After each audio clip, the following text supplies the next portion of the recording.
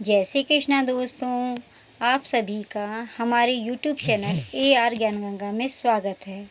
आज हम आश्विन मास के शुक्ल पक्ष की एकादशी की कथा और महात्म सुनेंगे। आश्विन मास की शुक्ल पक्ष की एकादशी का नाम पापान कुंशा है। पापान कुंशा एकादशी के नाम के अनुरूप पाप से मुक्ति प्रदान करती है। मान्यता है कि इस दिन एकादशी का व्रत रखने से व्यक्ति के जीवन भर के में किए गए सभी पापों का फल समाप्त हो जाता है। यहाँ तक कि इस दिन विधि पूर्वक भगवान विष्णु का व्रत और पूजन घर परिवार के सभी लोगों और पीढ़ियों को भी पाप कर्मों से मुक्ति प्रदान करता है। आश्विन मास की शुक्ल पक्ष की एकादशी तिथि के दिन पापान कुंशा एकादशी का व्रत रखा जाता है। इस साल पापान कुंशा एकादशी का व्रत 25 अक्टूबर बुधवार को रखा जाएगा। इस दिन व्रत रखना चाहिए, पूजा करनी चाहिए और भगवान विष्णु की आरती करके आरती जरूर करनी चाहिए। पापान कुंशा एकादशी का महात्म। श्री कृष्ण जी बोले, हे युधिष्ठिर, आश्विन मास के शुक्ल पक्ष की एकादशी का नाम पापान कुंशा है। यदि इसके व्रत में श्रद्धा भक्ति सहित भगवान विष्णु का पूजन किया जाए तो मनवांछित फल की प्राप्ति होती है।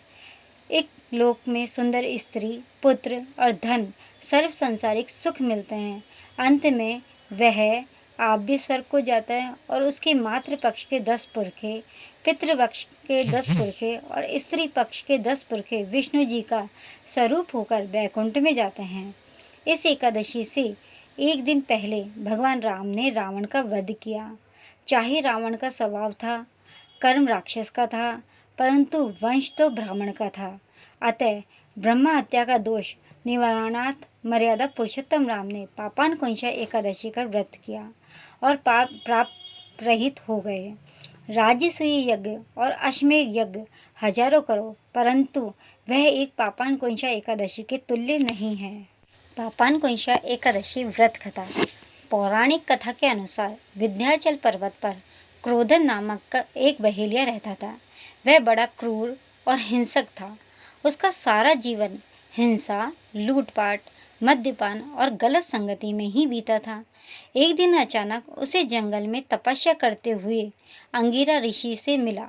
उसने अंगिरा ऋषि से कहा, मेरा कर्म बहेलिया का है, इस कारण मुझे न जाने कितने ही निरीह पशु पक्षियों का मारना पड़ा है।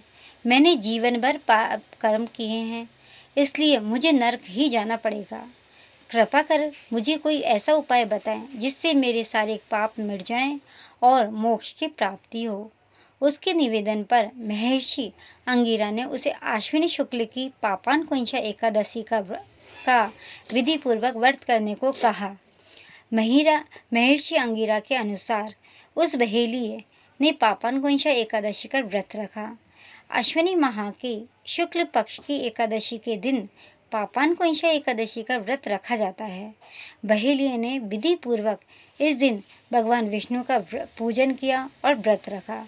भगवान विष्णु की कृपा से बहेलियों को सारे पापों से छुटकारा मिल गया। मृत्यु के बाद जब यमदूत बहेलियों को यमलोक लेने आए तो चमत्कार देखकर हैरान हो गया। पापान कुंशा एकादशी के प्रताप से के कारण बहेलिये के सभी पाप मिट चुके थे और यमदूत को खाली हाथ यमलोक जाना पड़ा।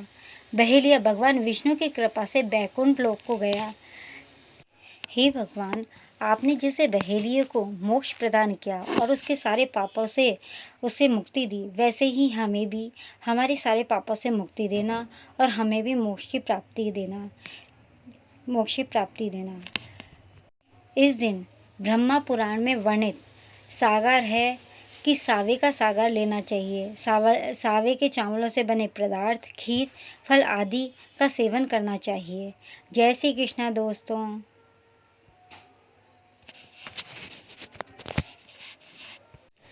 जय श्री कृष्णा दोस्तों।